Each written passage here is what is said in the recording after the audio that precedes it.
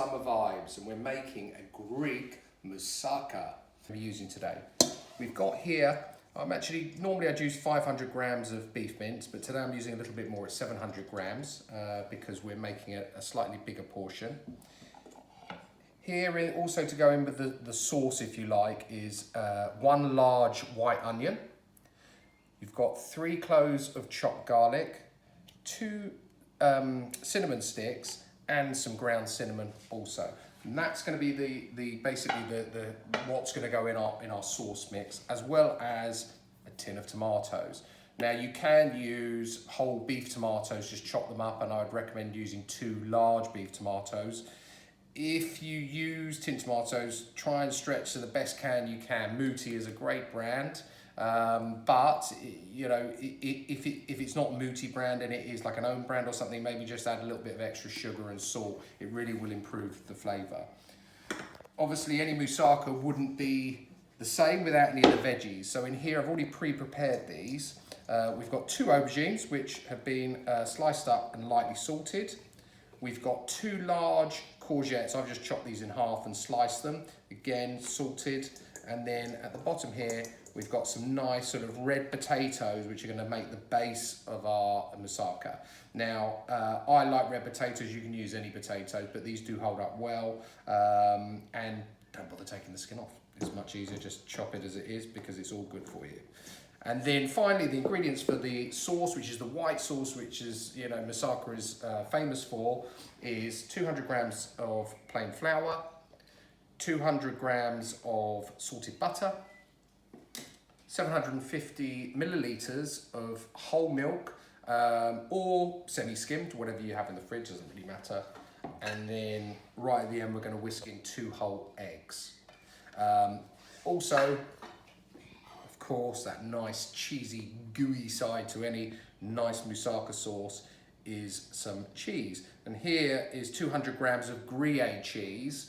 I like Gruyere. I think it adds a nice nuttiness, but if you don't have Gruyere, feel free to use cheddar, or you could use something like an Emmental or a Jarlsberg, whatever you like, whatever your preference is, use it.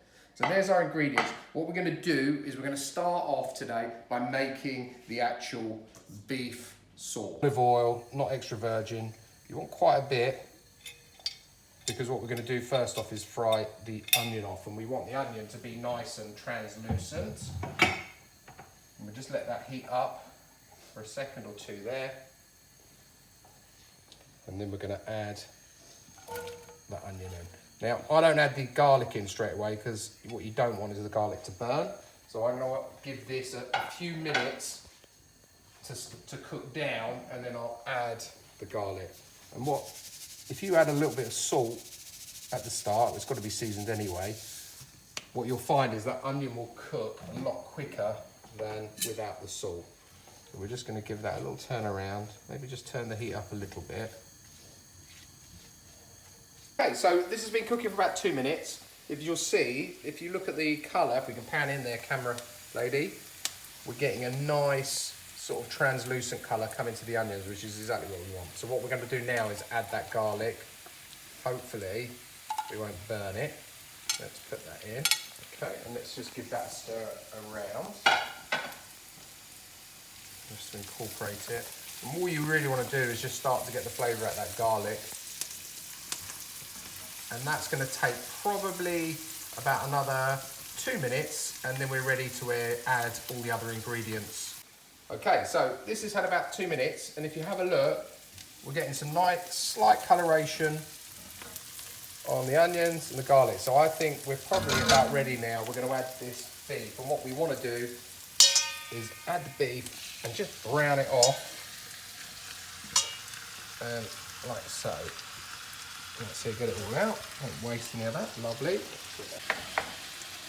Okay, what I'm going to do, I'll carry on with this, and then we'll come back and have a look at it in a couple of minutes' time. Okay, so this has actually had about 4 or 5 minutes, and I've been doing that basically, pushing down the meat just to crumble it up. What we're now going to do is, it's a good time to add our 2 cinnamon sticks. Lovely, love cinnamon. And then our nice cinnamon powder. You don't have to add that, I like cinnamon. Stir that in.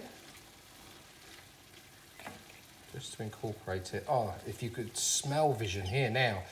Already the cinnamon is just creating this lovely smell. You can almost smell the sort of Greek islands. Oh, delicious. Okay, that's that. Now we're going to add in our tinned tomatoes.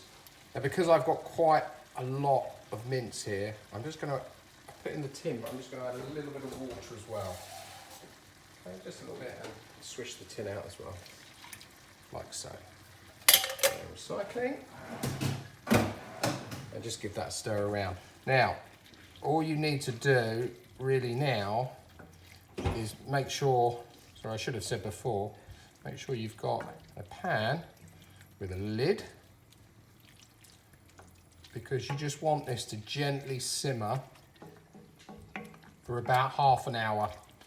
That's it, just make sure it's all nicely incorporated, which I think that looks pretty good. I'm happy with that. Do that, let's get a lid on it. Okay, so let's get on to the veggies. Now, you can, which I often do, is deep fry these, but it is a little bit unhealthy. And we have recently purchased a Ninja air fryer. So I'm gonna do them in here.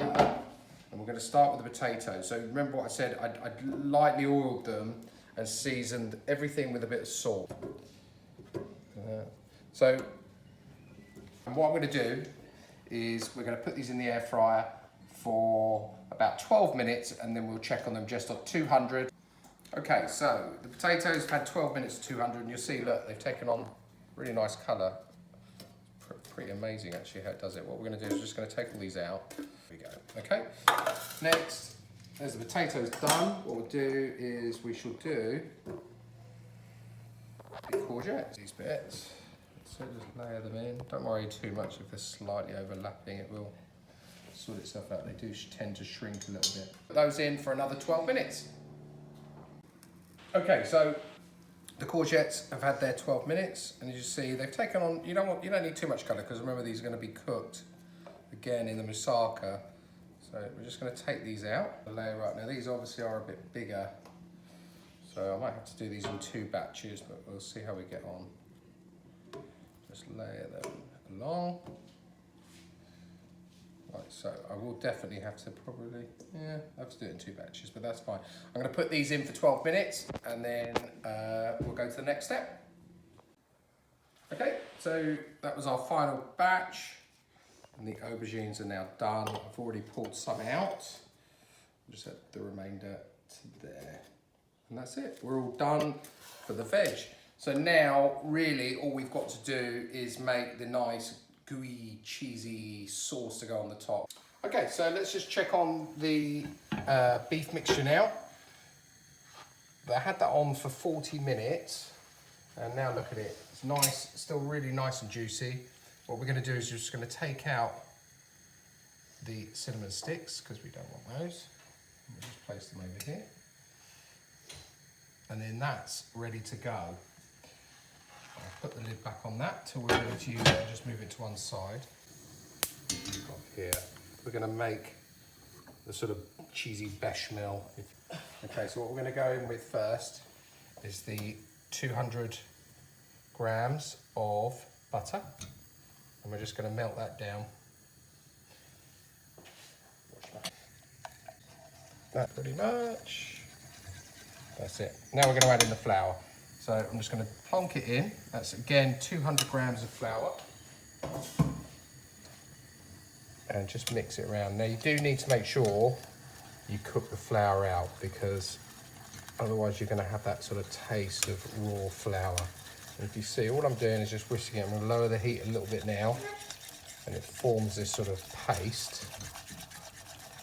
And we're just going to cook it. It doesn't have to be too long, probably about 30 seconds or so. Okay, and then gradually start incorporating your milk.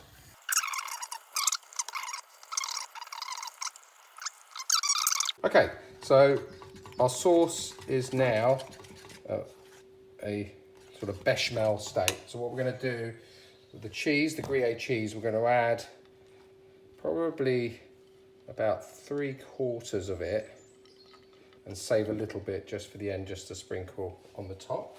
And we're just going to mix that in now. That's it, just get that incorporated. And then what we're going to do is just grate a little bit of fresh nutmeg. If you haven't got fresh nutmeg, use sort of grated, or you can leave it out if you don't like it. You could add allspice or whatever your preference. I just like the taste of nutmeg, and I like quite a lot of it, as you can see. That's it. And we'll just stir that in. Now the next stage is to add the eggs. Now when you add the eggs, you must make sure that it's not over the heat. So I've just this is actually off the heat right now because I had enough residual heat. So we're going to add 2 eggs and hope that they don't scramble, which they shouldn't do because it's not on the heat. I'm just going to do that like so. Wash my hands quickly. And then, yeah, there we go. And just incorporate those in like so. And it gives it a nice sheen, but what this will do is actually give the top, when it cooks in the oven, it's actually going to sort of rise a little bit, give it a little top hat. Okay, so we're now ready to assemble the dish. I've already placed the potatoes in the base. We're now going to start to layer it up. I've got the oven preheating at 220 degrees fan, and this is going to go in for about half an hour till you get this nice sort of crisp golden brown top. It's actually best if it's served warm. So what we're going to do, the potatoes are there.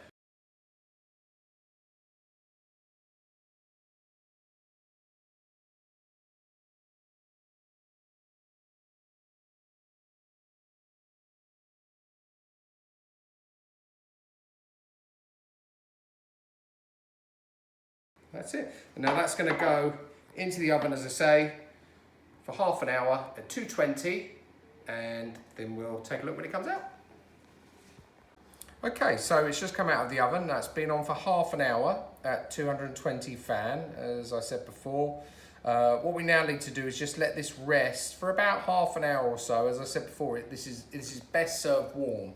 And then what we're going to do is we're going to cut a piece up and let's see how we've done. It's rested for 30 minutes. Proof's in the pudding. Let's cut it open. A nice gooey top. Just going to put on the edges there. This is always the nerve-wracking bit, isn't it? Is getting that first bit out. So I'm going to use 2 spatulas. Like that. I'm going to put that, I've got a little side salad there which I'm just going to dress with a little olive oil. This is extra virgin olive oil. Just a little. And some nice balsamic vinegar. Perfect. Let's give it a try. Actually, I'm not going to give it a try. My daughter is going to come and give it a try. This will be the real test. Imogen? Yep. Tell me what you think. Right, let me get a proper bit here. Get stuck in. That's it. I'm just Yeah, but it's probably still hot, but it... Okay. So we've got a bit at the top, and some potato, and what's that stuff again? Aubergine. Okay, so we're going to try this.